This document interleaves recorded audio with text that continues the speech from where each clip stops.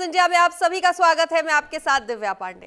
Bulletin की शुरुआत करेंगे बड़ी खबर के साथ। एसआईआर मुद्दे पर यूपी से बंगाल तक सियासत जारी। एसआईआर फॉर्म को लेकर पल्लवी पटेल का विवादित बयान। पल्लवी पटेल ने एसआईआर फॉर्म भरने से किया इनकार। कहा कि मैं एसआईआर फॉर्म नहीं भरूंगी, मैं नागरिक हूं, मेरे पास दस्तावेज हैं, फिर क्यों भरूं मैं। तो आपको बता दें, जो सिराथू विधायक पल्लवी पटेल ने मतदाता पुनरीक्षण फॉर्म यानी कि एसआईआर फॉर्म को लेकर बड़ा विवादित बयान दिया है। गोंडा के एक दिवसीय दौरे पर पहुंची पल्लवी पटेल ने कहा है कि मैं एसआईआर फॉर्म नहीं भरूंगी, यह प्रक्रिया ही गलत है। मैं इस देश की नागरिक हूं, मेरे पास सभी वैध दस्तावेज है, तो मैं फॉर्म कैसे भरूं। साथ ही आपको बता दें, सरदार पटेल सेवा संस्थान ने पंचायत चुनाव की तैयारियों को लेकर पदाधिकारियों और कार्यकर्ताओं के साथ समीक्षा बैठक कर रही थी। तो वहीं उन्होंने कहा कि मैं वोटर हूं, हमेशा से वोट दे रही हूं, फॉर्म न भरने से मेरा मताधिकार नहीं छिनेगा।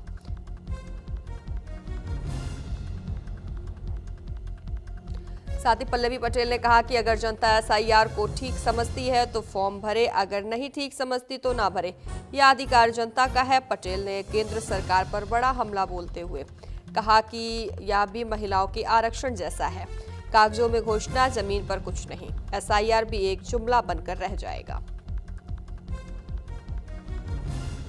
साथ ही उन्होंने आरोप लगाया है कि इस प्रक्रिया का असली उद्देश्य मतदाता सूची को सुधारना नहीं, बल्कि दूर दराज के दलित, पिछड़े, गरीब और मजलूमों के वोट अधिकार को कमजोर करना है। तो ये आपको बता दें, पल्लवी पटेल ने आगे कहा कि विपक्ष इसलिए सवाल उठा रहा है क्योंकि जहां जहां चुनाव होने हैं, जहां सरकार को ज्यादा सीट चाहिए, वहां एसआईआर की आड़ में खेल किया जा रहा है, नीयत साफ नहीं है।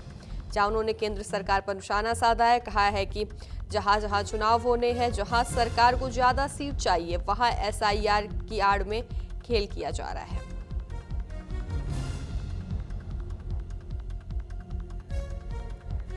तो बता दें आपको, सिराथू विधायक पल्लवी पटेल ने मतदाता पुनरीक्षण फॉर्म को लेकर बड़ा विवादित बयान दिया है। गोंडा में एक दिवसीय दौरे पर पहुंची थी पल्लवी पटेल, जहां उन्होंने कहा है कि मैं एसआईआर फॉर्म नहीं भरूंगी, यह प्रक्रिया ही गलत है। मैं इस देश की नागरिक हूं, मेरे पास सभी वैध दस्तावेज है, तो मैं फॉर्म क्यों भरूं।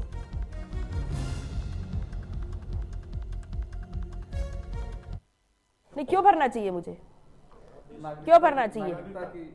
मैं तो नागरिक हूं ना, मेरे पास तमाम दस्तावेज है, तो एसआईआर मुझे क्यों भर रहा है? तो अपने मताधिकार से वंचित हो जाएंगे। वही मैंने बोला मैं कैसे वंचित हो जाऊंगी? मैं पूरी उम्र अपना वोट दे रही हूँ, आज अगर एसआईआर नहीं भरूंगी तो मैं वंचित हो जाऊंगी? नहीं, मेरा विरोध सिर्फ इतना है कि मेरे पास तमाम वैलिड दस्तावेज हैं। तो अब आप अगर मेरा नाम काटते तो किस आधार पे काट रहे हैं? क्योंकि मैं तो लगातार वोट दे रही हूँ, मेरे तमाम दस्तावेज हैं, तो अब एसआईआर की जरूरत मुझे क्यों है? मैं मतदाताओं से इतना अपील करूंगी, अगर आप एसआईआर को ठीक समझते हैं तो भरिए, अगर आप ठीक नहीं समझते हैं तो आप मत भरिए। मैं ये मानती हूं कि मैं इस देश की लोकतांत्रिक व्यवस्था में वोटर हूं, मेरे पास तमाम प्रपत्र हैं, मैं एसआईआर नहीं भरूंगी। नहीं, क्यों भरना चाहिए मुझे, क्यों भरना चाहिए? मैं तो नागरिक हूं ना, मेरे पास तमाम दस्तावेज है, तो एसआईआर मुझे क्यों भर रहा है? तो अपने मताधिकार से वंचित हो जाएंगे। तो आपने सुना, जहां सिराथू विधायक पल्लवी पटेल ने मतदाता पुनरीक्षण फॉर्म को लेकर बड़ा विवादित बयान दिया है। गोंडा के एक दिवसीय दौरे पर पहुंची थी, जहां पल्लवी पटेल ने साफ कहा है कि मैं एसआईआर फॉर्म नहीं भरूंगी, यह प्रक्रिया ही गलत है। मैं इस देश की नागरिक हूं, मेरे पास सभी वैध दस्तावेज हैं, तो मैं फॉर्म कैसे भरूं। वहीं आपको बता दें, सरदार पटेल सेवा संस्थान में पंचायत चुनाव की तैयारियों को लेकर पदाधिकारियों और कार्यकर्ताओं के साथ समीक्षा बैठक कर रही थी पल्लवी पटेल। साथ ही उन्होंने कहा कि मैं वोटर हूं, हमेशा से वोट दे रही हूं, फॉर्म न भरने से मेरा मताधिकार नहीं छिनेगा। साथ ही आपको बता दें, जब उनसे पूछा गया कि फॉर्म न भरने पर क्या उनका वोटर सूची से नाम कट जाएगा, तो उन्होंने तुरंत पलटकर कहा, मैं कैसे वंचित रह जाऊंगी, मैं जन्म से वोटर हूं, हमेशा से वोट दे रही हूं, आज अगर फॉर्म नहीं भरूंगी तो क्या मेरे अधिकार खत्म हो जाएंगे। तो पटेल ने कहा कि उनके पास सभी दस्तावेज हैं और वोटिंग का लंबा इतिहास है, ऐसे में पुनरीक्षण की जरूरत ही नहीं।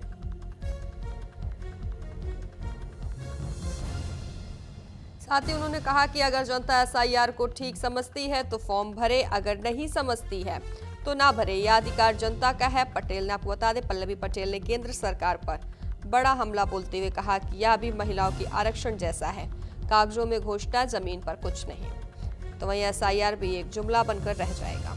उन्होंने आरोप लगाया है कि इस प्रक्रिया का असली उद्देश्य मतदाता सूची को सुधारना नहीं बल्कि दूर दराज के दलित, पिछड़े, गरीब और मजलूमों के वोट अधिकार को कमजोर करना है। तो आपको बता दें, लगातार एसआईआर का मुद्दा विपक्ष उठा रहा है। ऐसे विपक्ष लगातार केंद्र सरकार को एसआईआर मुद्दे पर घेरता हुआ नजर आता है। तो ऐसे में पल्लवी पटेल ने एसआईआर फॉर्म भरने से इनकार कर दिया है। कहा है कि मैं नागरिक हूं, मेरे पास सभी दस्तावेज हैं, फिर मैं एसआईआर फॉर्म क्यों भरूं।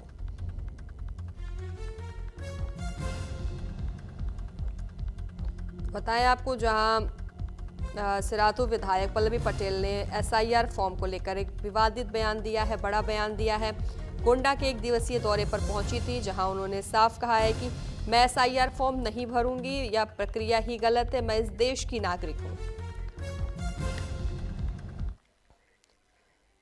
खबरों में आगे बढ़ेंगे। दिल्ली धमाका में आज आरोपियों की कोर्ट में पेशी। आरोपियों को आज एनआईए कोर्ट में किया जाएगा पेश। मुजम्मिल, शाहीन, इरफान और आदिल की पेशी।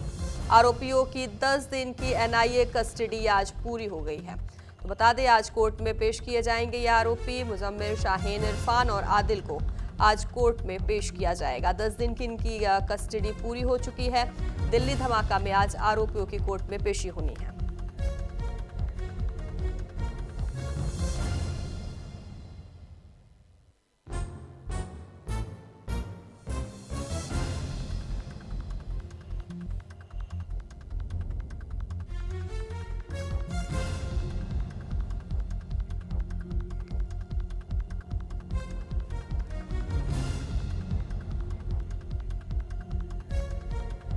बता दें आपको, जहां दिल्ली धमाका में आज आरोपियों की कोर्ट में पेशी होनी है। मुजम्मिल, शाहीन, इरफान और आदिल को आज कोर्ट में पेश किया जाएगा। आरोपियों के 10 दिन की एनआईए कस्टडी आज खत्म हो गई। ऐसे में आज कोर्ट में उनकी पेशी होनी है। तो बता दें आपको, दिल्ली ब्लास्ट मामले से जुड़े आरोपी हैं, आतंकी हैं, जिनकी आज पेशी होनी है।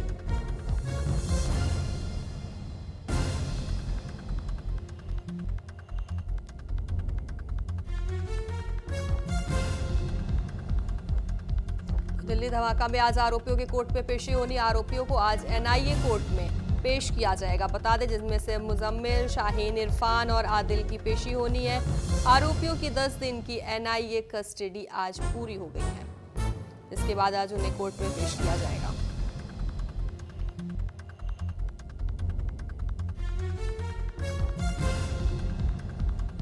दिल्ली धमाके मामले में लगातार, आपको बता दें, गिरफ्तारी हो रही, लगातार डॉक्टरों की गिरफ्तारी हो रही है। ऐसे में गिरफ्तार किए गए 4 आरोपी को आज कोर्ट में पेश किया जाएगा। एनआईए ने 10 दिन की रिमांड ली थी, जो आज खत्म हो गई है। ऐसे में उन्हें कोर्ट में पेश किया जाएगा।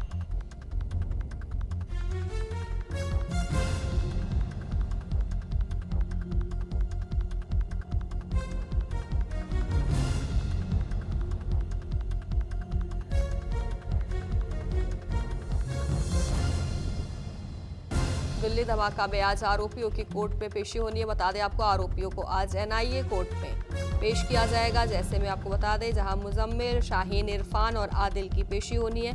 आरोपियों की 10 दिन की एनआईए कस्टडी आज पूरी होनी है, पूरी हो गई है। ऐसे में आपको बता दें, उनको आज कोर्ट में पेश किया जाएगा।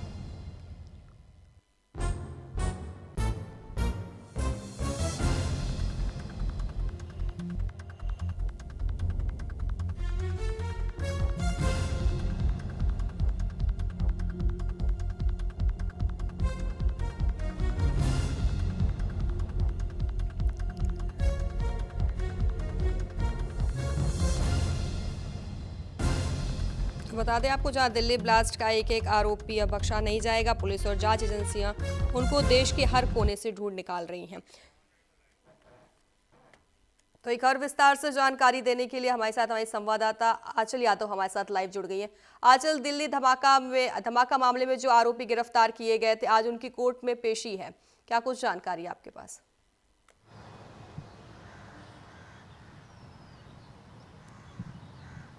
बिल्कुल, देखिए दिल्ली को कहीं न कहीं दहलाने में जो है इन आरोपियों की कहीं न कहीं एक बड़ी साजिश नज़र आई थी, जिसमें हमने देखा किस तरीके से देखिए एक मानव बम बन के जो है डॉक्टर के रूप में एक आतंकवादी जो है वो सामने आता है, गाड़ी में रहता है और उसके बाद दिल्ली के अंदर जो है ब्लास्ट कर देता है।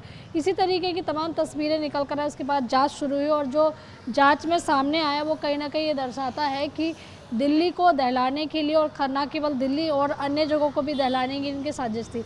हालांकि लगातार देखिए इस मामले में गिरफ्तारियां हो रही थी, चाहे हम मुजम्मिल की बात करें, शाहीन की बात करें, इस तरीके से ये देखिए 4 से 5 जो आरोपी थे इस मामले में, उनको कहीं ना कहीं देखिए एनआईए ने पूछताछ के लिए कह सकते हैं कि रिमांड इनकी ली थी और उसके बाद से देखिए वो रिमांड जो आज ख़त्म हो रही है और एनआईए कोर्ट में आज इनकी पेशी होगी। तो ये जानकारी जो है ये कहीं ना कहीं मिल रही है, या यूँ कहें कि हो सकता है कि एनआईए जो है इनकी जो रिमांड है उसको और बढ़ाने की मांग करे, क्योंकि इनसे लगातार पूछताछ चल रही थी कि आखिरकार इनके जो तार है वो कहाँ से जुड़े हुए हैं और इनके साथ में और कौन कौन से इनके साथी हैं जो कि कहाँ धमाके करने वाले थे, इसके बारे में भी जानकारी लेने की कोशिश हो रही थी। क्योंकि न केवल दिल्ली इनके टारगेट पे थी, बल्कि देखिए जिस तरीके से जो बम बनाने की सामग्री मिली थी वो एक बड़ी मात्रा में थी, तो जाहिर सी बात है कि दिल्ली केवल टारगेट नहीं था, टारगेट अन्य जगहें भी थी, जिसके चलते देखिए ये जो डॉक्टर के रूप में जो आतंकवादी थे पूरी साजिश रचे थे, उसी को लेकर लगातार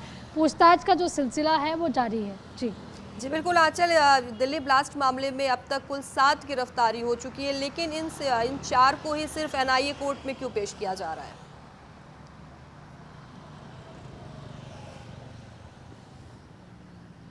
देखिए मुजम्मिल हो या फिर देखिए शाहीन हो, इरफान हो, आदिल हो, ये ऐसे आरोपी हैं जिनको कहीं ना कहीं मास्टरमाइंड माना जा रहा है, जिनका सीधे तौर पर जो है इनका पाकिस्तान से संबंध है, इनका टर्की से भी संबंध है और अलग अलग जगह से देखिए इनको जो आतंकी फंडिंग थी वो हो रही थी।